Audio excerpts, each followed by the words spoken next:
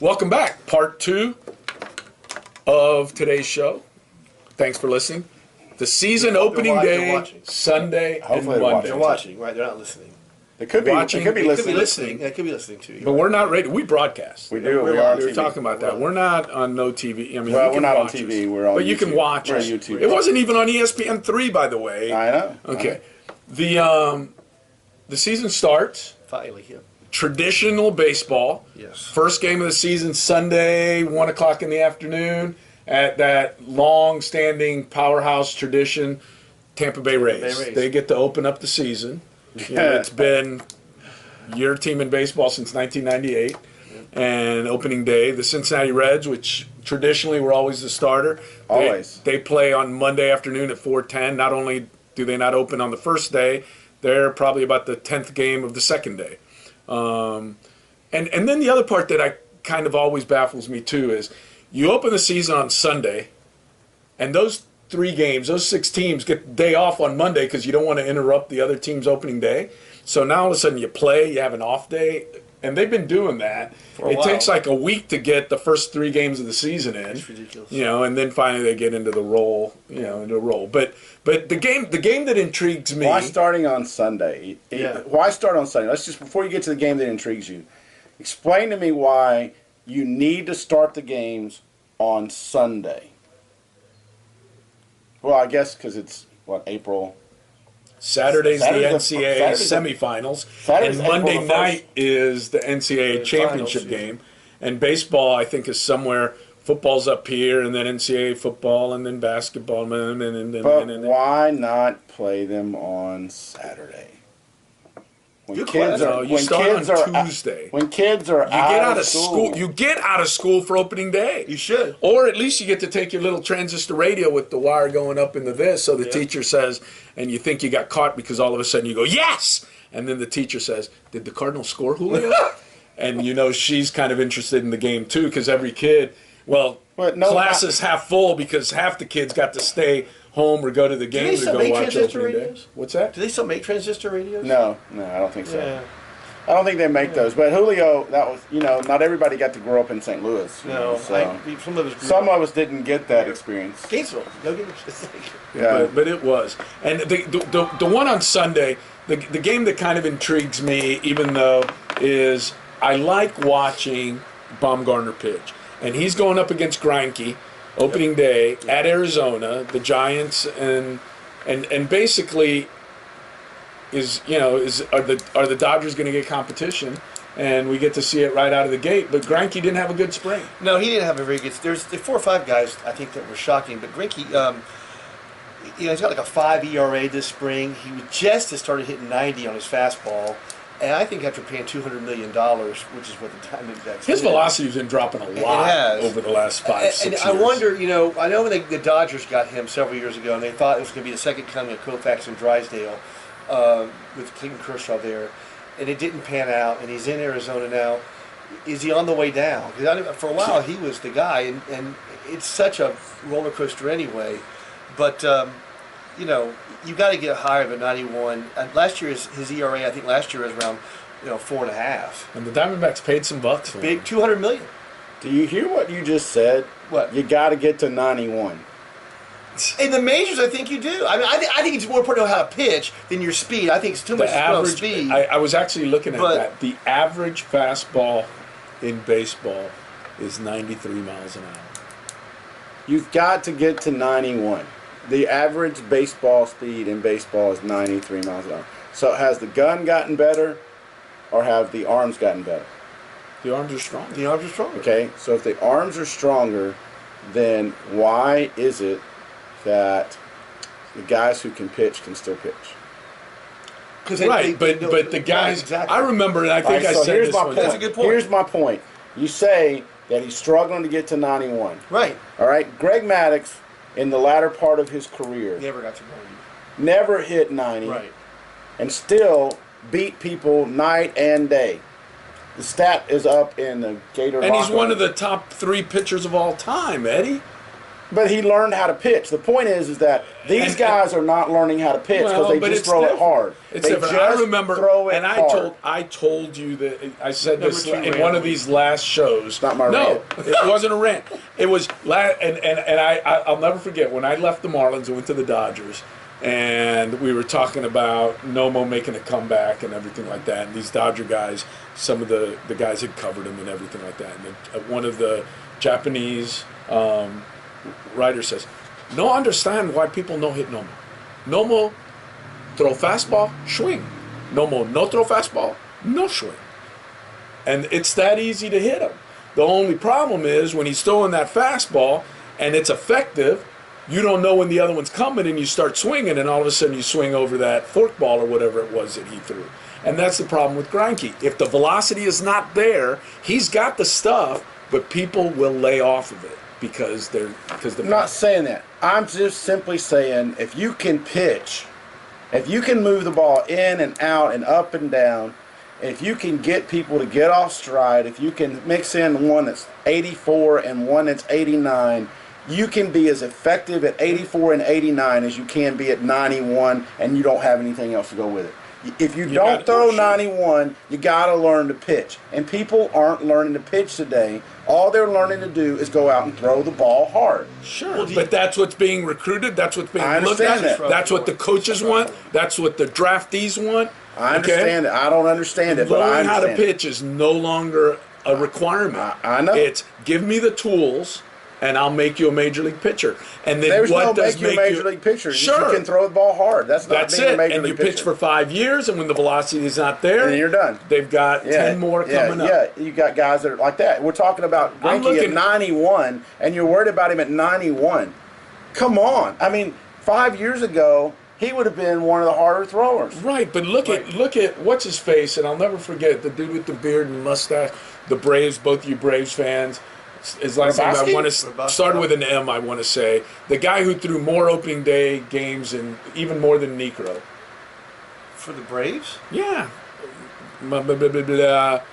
Come on, he was their. I don't know. He was their ace from like 85 to 2000, from about 80 to 92 or so. Mailer? Rick Mailer. Rick Mailer. Was that Yeah. okay? I don't remember them.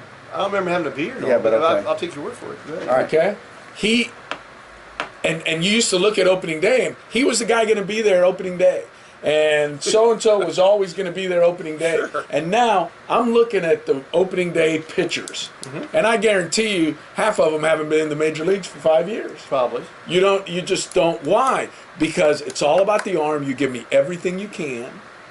And the arms go away because you can't sustain Sure. throwing it that hard for that long. And middle relievers is even worse. Yeah, if you because look at a they're team's tight. roster, Unless you're a freak. Unless you're Nolan Ryan. You're a freak. That's a whole Sure. different matter. Well, sure, you can always You have don't see one. those people. That's once in a generation, those guys. You get like Maddox, I think, was a once in a generation pitcher. But he didn't throw it He didn't hard. throw hard. back to Sorry. opening day. Back to opening Sorry. day. The very first Second game of round. the season, 1 o'clock, Tropicana Field. Yeah. And the reason it's there, I guess, so those spring training, they don't have as far to drive from Florida Sure. Grapefruit League. The Yankees are right across the bay, and the Rays are right there as Like well. they haven't played Yeah, so 37 times in the last month. right, because you don't want to travel during spring training. But do any of those teams have a chance to beat the Red Sox? No. You got Archer pitching. No. Who's starting for the Yankees? Who cares? Just doesn't matter. It No. doesn't matter. No, you can't beat. I mean, they might beat the Red Sox once, but they're not going to win it. They're not going to win the division. And the night game, the Cubs and Cardinals. Best game of the weekend. That's gonna be the best game. Best series. That'll be Best the- rivalry. All It's the way actually a down. triple header on ESPN. Yeah, I mean that's a great matchup for opening day. That's one you pay to go see. It's going to be the prime time game too. That way, it's going to be good. Yeah, I mean I think that's good, and I think those two teams are going to be in it down the stretch, and so it starts off with the first game, and you know everybody always says, well, it's that last game in October that matters. No, it's the first game that matters just as much as the last game. And the Cubs with their big array of pitching, they're going with Lester. Not surprised. No, I'm not shocked by that. Not surprised. I think that's what you do. You pick one and you go with it. Okay. Yeah, I have no problem with him starting. I think he's helped get you there last year. Why not reward him with the opening day start? And then Monday, the one that the least attention will be on probably is the traditional opening day with the Phillies at the Reds. What's that for? One team's going to drop into last place and stay there the whole year. No, they won't. The Braves will outdo them. I don't know. The Braves will be in last place. I don't know. The Braves will be in They'll last. outdo the Phillies. I think they might do outdo the Phillies, but the Braves aren't going to go much farther than that. I can't imagine the Braves. Well, it'll be a toss up. They're building their team around. They're building. Freeman is now. I think Freeman's 30 now or 29. But you got Dansby Swanson, who everybody has. Is he going to show up this year? That's what I'm asking. Is he going to be Corey Seager? I don't think. I think it's a lot of pressure to put on one guy. And one other guy that we talk and again, do you bring him up in April or do you leave him down in May and get another year out of his minor league contract? I think they bring him up. I think he's become a star for the Braves. I think you have to bring. He's becoming like the face of the franchise in some ways. No, they can't. They did it once already. Yeah.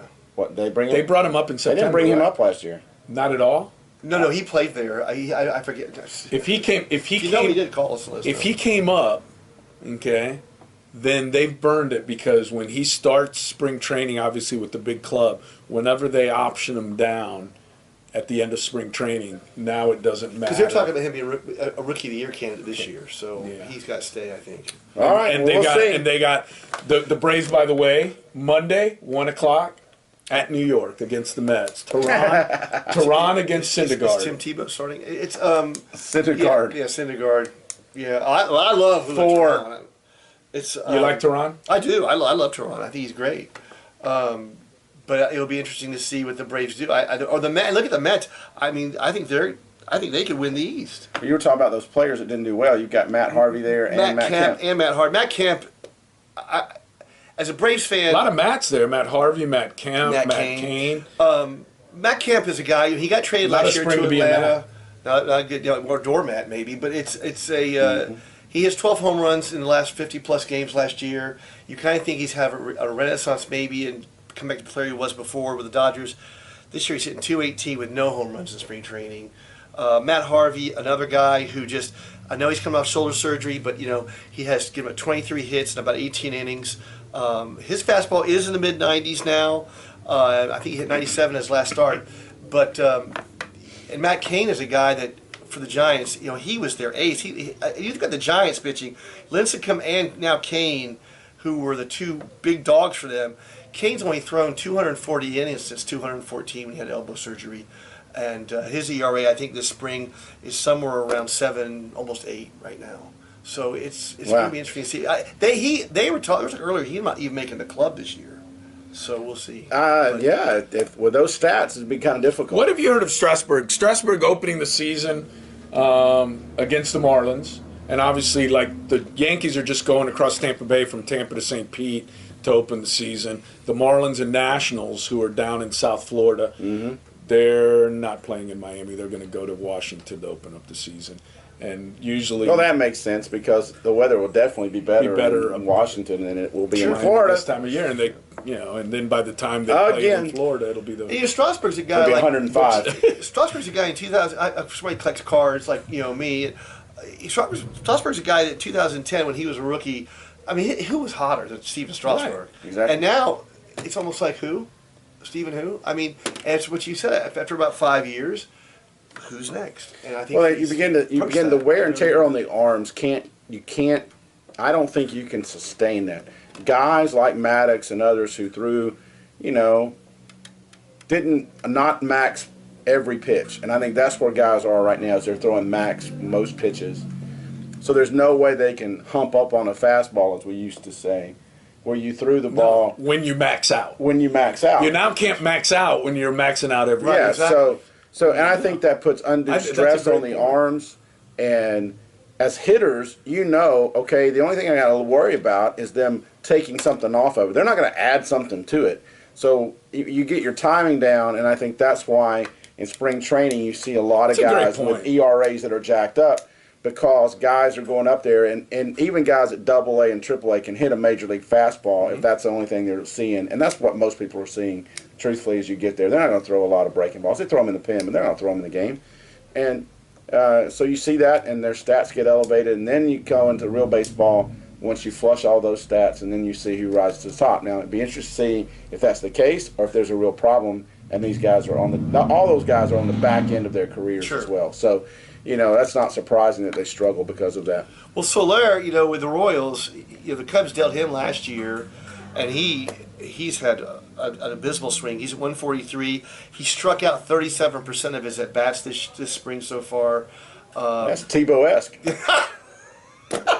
But and right now he's on the DL with an oblique injury. So I mean, The old oblique the injury. old oblique injury. But he's relatively young, isn't he? I mean, Yeah. I mean, he was going The to be. oblique injury is always the one that you put on there when you don't need to find anybody who can diagnose it. Yep. And so we'll see. And Julio just wanted me to point out that Soler is Cuban, so that's. Great. Awesome. But yeah, no, it's going to be interesting to see. Like you said, it's. I mean, next week we can. If you have points, please let us know what you're thinking about. Your team, your players. I mean, what it is. We're done. We're done. We're done. We're past. We got to wrap this up.